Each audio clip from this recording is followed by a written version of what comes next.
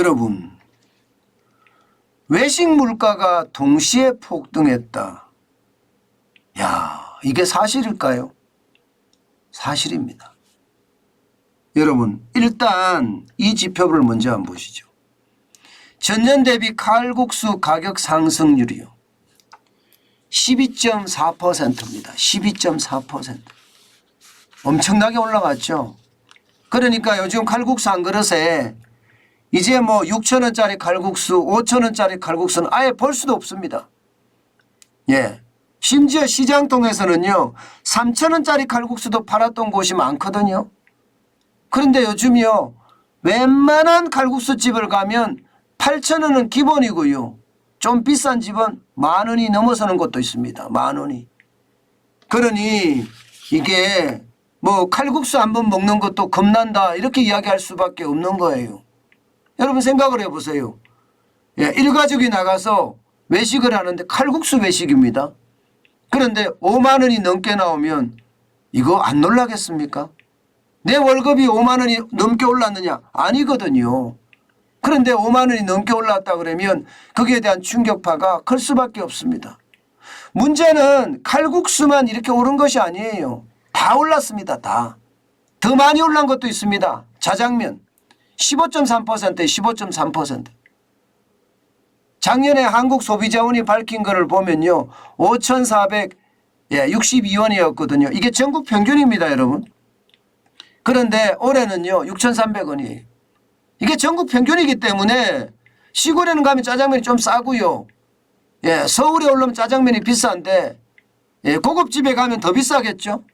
그러면 짜장면 한 그릇에 이제는 13,000원, 14,000원짜리도 호텔에 가면 있을 수 있다는 거예요. 옛날에 짜장면이 예, 10,000원 정도 갔었거든요. 그럼 12,000원, 13,000원 이제 우습다. 15,000원도 갈 수 있다. 이런 생각이 드는 겁니다.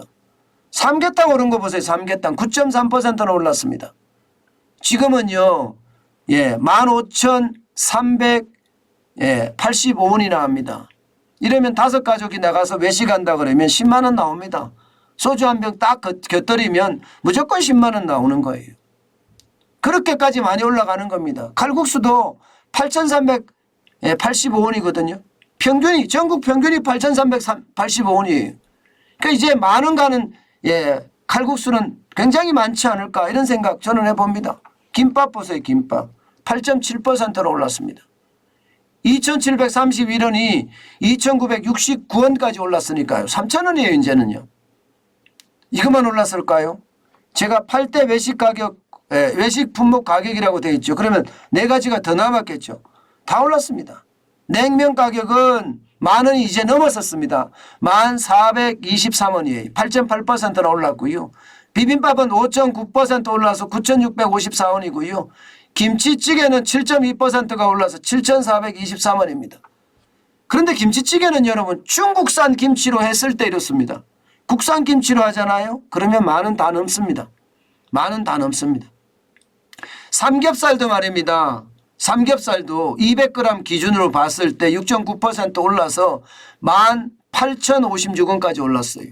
이러니 식당 가격이 겁난다는 말 안 나올까요? 당연히 식당 가격이 겁난다는 말이 나올 수밖에 없는 겁니다. 당연히. 어느 누구도 말입니다. 식당 가격이 겁 안 나는 사람이 있을까 싶을 정도로 지금 심각하다는 뜻이에요. 결국 말입니다. 이렇게까지 올라가면 야, 참 안 오르는 게 없다. 이렇게 이야기할 수밖에 없잖아요. 그런데 여러분 식자재를 보면 안 올라갈 수가 없어요. 식자재를 보면. 지금 여러분도 알다시피 원자재 곡물 가격이 다 올랐잖아요. 옥수수도 오르고 콩도 오르고 예, 밀가루도 오르고 폭등했다고시피 올랐잖아요. 그런데 여러분 이거 한번 보세요. 이거 농축수산물 가격 보세요. 충격적입니다. 오이는 73% 올랐고요. 배추는 72.7%가 올랐고요. 시금치는 70.6% 올랐습니다.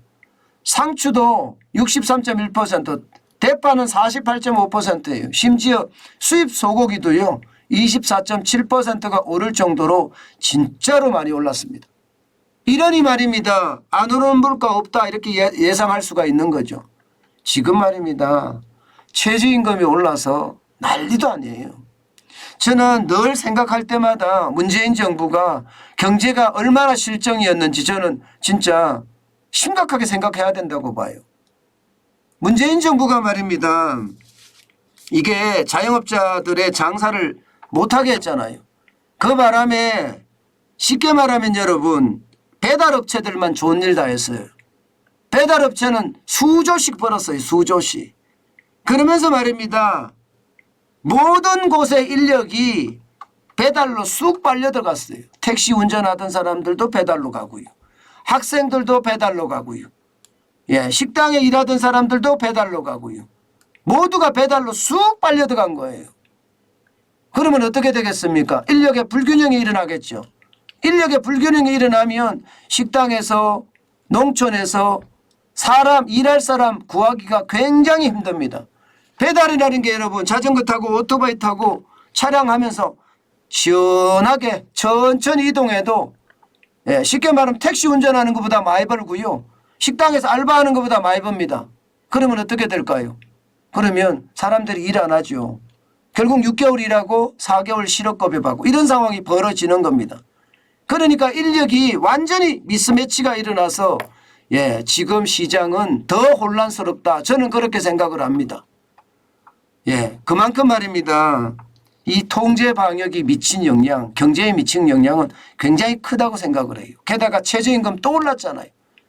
다른 나라 최저임금보다 대한민국 최저임금이 얼마나 올랐습니까? 일본보다 더 올랐습니다. 일본보다.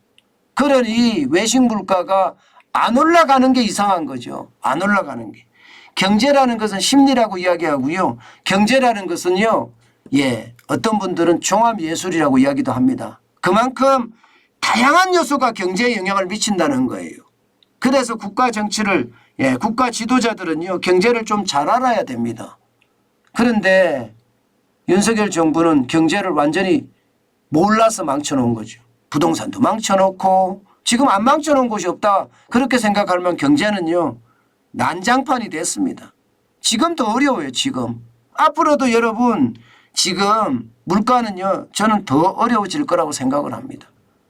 예, 추경호 경제부총리는 10월쯤 되면 정점에 도달해서 나아질 거라고 이야기하고 있습니다. 물론 정점에서 도달해 떨어질 수는 있겠죠. 그렇다고 고공행진을 안 갈 거냐. 저는 그게 아니라고 생각하는 거예요. 정점은 지났을지언정 고물가는 계속 간다고 보는 거죠.